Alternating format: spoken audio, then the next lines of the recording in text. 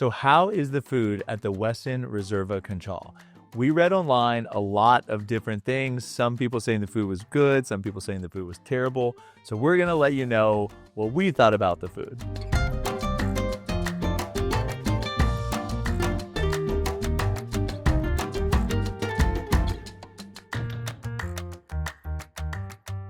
Keep in mind, we are big foodies. We love to eat when we travel. That's like the number one thing that we care about. So we're going to definitely give you our honest review. So first off, the one complaint that we have about the food is the time that you could eat. Breakfast buffet, the earliest you could go started at 6:30 in the morning, which I know you're like, well, that's pretty early, Brad. Well, that's 7:30 in the morning, our time, because of the time change. When you're traveling with kids, changing times is a lot more difficult than if it's just you. It's easy to adjust your schedule an hour. It's a lot harder to adjust kids' schedules by an hour or two. Again, lunch didn't start till noon, and then the dinner didn't start until 5:30 p.m., which would be 6:30 p.m. our time, which our kids normally go to bed at 7. So it was pushing it on those fronts. But that's really our only complaint when it comes to the food. In general, we thought all of the restaurants were really good in the aspect of we always found something that we enjoyed. Not that everything was like a home run or we were just in love with the food, but we always found things that we enjoyed eating. So for breakfast, we typically just went to the buffet. We had friends and met some people that went to the restaurants for breakfast and they raved about them. So that's probably a great option. But we just went to the buffet because it was open the earliest. So it was definitely better than like a continental hotel breakfast that you would get in America. They had like really, in my opinion, like quality foods. So they always had waffles and pancakes. They always had fruit. They always had yogurt options, which it was just kind of like a Yoplait cupped yogurt. And they had fruit cups. They also had some cereal. They had a Bloody Mary, build your own. They had 3 different types of juices, which were delicious. And then as far as the buffet bar, they had a couple things that changed every day to more like Costa Rican style options. But there were waffles and pancakes, eggs, bacon, sausage, and then some like toast and pastries. Yeah, and then the rotating through stuff, they would have like fried plantains or huevos rancheros, tamales. There was probably 4 different little sections that rotated out that they had different stuff in, and there was usually some kind of like rice and beans and things like that were in there. I tried a few of the things. They were all good to me. You also could order eggs any way you liked or like an omelet that they would make for you. I think the only thing for me that I didn't like about breakfast was like I'm a sausage eater usually at at home, but for some reason like any processed meat that they offered, like we had a chorizo, we had breakfast sausage, we had a hot dog, they were just kind of like weird tasting to me. They were off, so like I wasn't a fan of that. I didn't mind them at all. I think a lot of it is like more chorizo based meat. And so I think it tastes a little bit different than the pork or whatever sausage that we have here in the US. But I didn't mind the sausages. I actually really enjoyed them.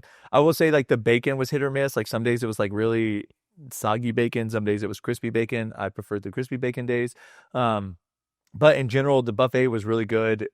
We enjoyed it. We ate it every day. The coffee was good. Yeah. That they had.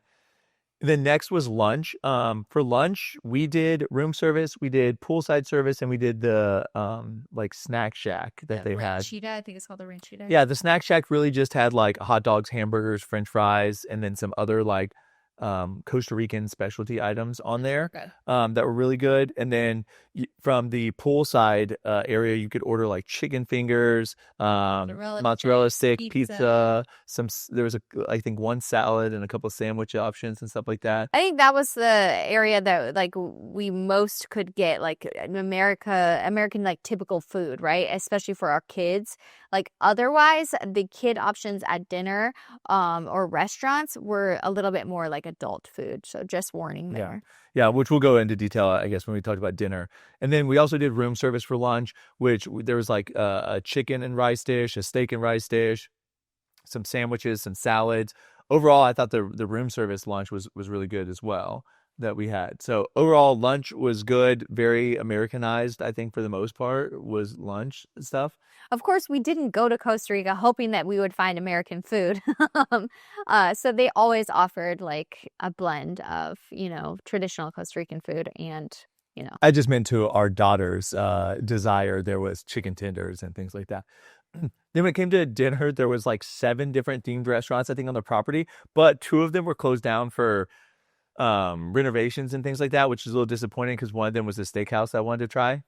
But the first night we ate at Bamboo, which is their like Asian restaurant, I thought it was really good. I think it would have been better once I saw other people ordering. I realized there was stuff that maybe I didn't understand on the menu and things like that, and I would have ordered differently. But my meal was so good. I had a poke bowl. I I had had pad thai, and it wasn't like the typical pad thai that I'm used to.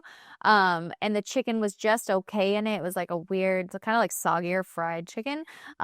So yeah, Bamboo like wasn't our favorite, but I think it could have been our favorite. Right. And then also I will say with a lot of the dishes that aren't meat centric dishes, there wasn't a lot of meat. So you'd have to order like extra meat. Like for example, one day at lunch I ordered nachos. And there was barely any steak on it. So I had to order like extra steak and things like that. Double meat, if you will, or triple meat. But back to Bamboo. Overall, though, it was a good meal. And then we ate at some different restaurants. We ate at an Asian restaurant, or sorry, we ate at an Italian restaurant, and it was really good. We enjoyed that. I had a filet mignon and chicken parmesan, and everything was really good there. And then we ate at a Mediterranean restaurant.